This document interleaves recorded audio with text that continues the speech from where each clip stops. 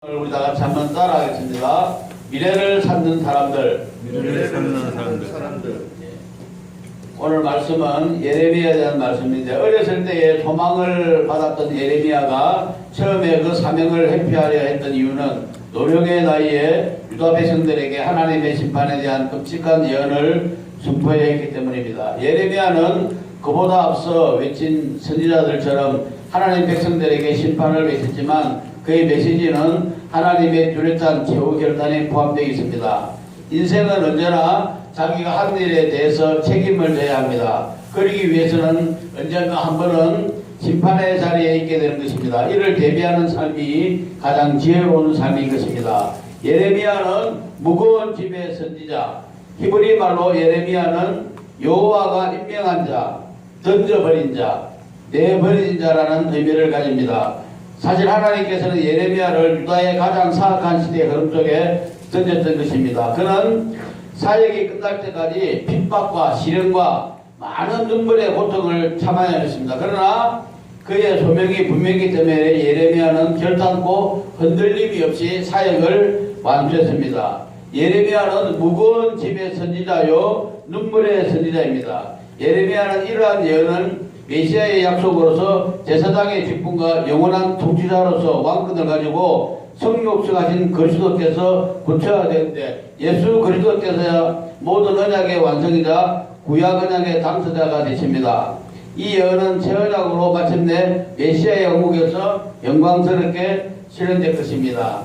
사람들 가운데 시세상으로 볼 때에 세 가지 종류의 사람이 있다고 봅니다. 첫째는 과거의 영화와 사라져버린 과거의 일들 속에 사는 과거의 사람들입니다. 둘째로는 현재만 급급하여 하늘을 보거나 미래를 보는 것이 없이 땅만 바라보는 사람들입니다. 세 번째로는 미래를 바라보며 꿈을 안고 사는 사람들입니다. 물론 세 가지 모두 중요한 얘기겠지만 성도는 미래가 밝은 삶이 되어야 합니다. 로마서 8장 18절에 보니까 생각한때 현재의 고난은 장차 나타날 영광과 좋게 비교할 수 없다고 했습니다. 오늘 본문 말씀은 예레미야가 시대들에 갇혀 있을 때 하나님이 자기 밭을 사라고 하는 사건에서 기록되는데 여기에서 은혜를 받고자 합니다. 하나님께서는 창조 이후에 계속해서 인간들과 언약을 맺으십니다.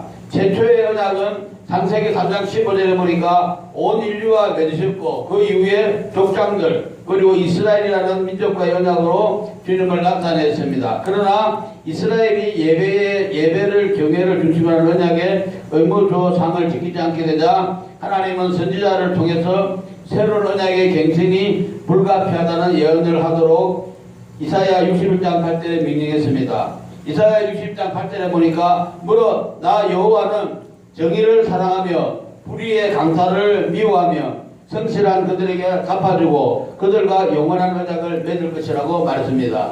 새로운 언약은 옛날 언약과 달리 돌판이 아니라 인간의 마음판에 새겨진 파기할 수 없는 언약인데 이는 예수께서도 최후의 만찬을 집행하시며 언급하게 됐습니다. 옛 언약은 율법의 줄수에 그 본질이 있었으나 새 언약은 그리스도의 성육신과 그의 대속적 죽음을 믿는 믿음을 생명으로 말합니다. 하나님은 주권적인 사랑과 은혜로서 그들의 죄를 도말하시고 다시금 언약을 새롭게 하기 위해 그리스도의 피언약을 예표하는 새 언약을 주신 것입니다. 첫 번째로 미래를 찾는 사람은 현실의 고난을 극복해 나가는 사람입니다. 로마서 5장 3절에 보니까 미래는 소망인데 소망에는 인내가 필요하다고 했습니다. 예레미야는 인내의 미래에 대한 예언 때문에 고난을 겪었습니다. 그뿐 아니라 하나님께로부터 받은 미래에 대한 예언의 책도 모두 불살라 버리게 된 환란이 있었습니다. 시련의 연속이었습니다. 예레미야의 예언은 그대로 확정되었습니다. 시드기야의 두 아들이 죽임을 당했습니다. 솔로몬의 영화를 자랑하던 성전과 성벽이 모두 무너지게 되었습니다. 예레미야는 그런 어려움 속에서도 하나님의 말씀을 전하고 기록하였는데 미래를 위해 썼습니다. 사도행전 20장 33절에 보니까 바울은 죽음을 각오하고 복음을 전하였습니다.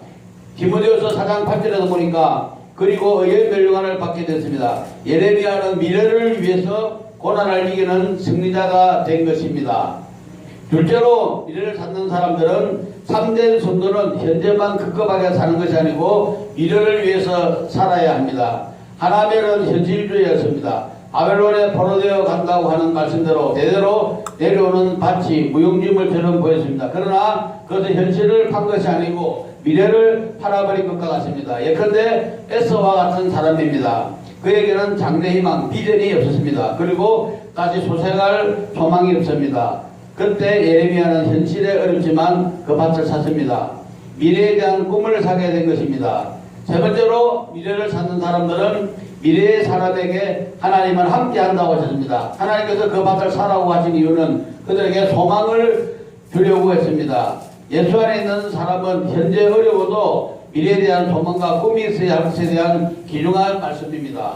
마지막 결론으로 우리가 피곤하고 어려워도 믿음의 소망으로 살게 되는 저와 여러분이 다 되시기를 축원드립니다. 아멘. 기도하겠습니다. 사랑과 은혜가 마신 감사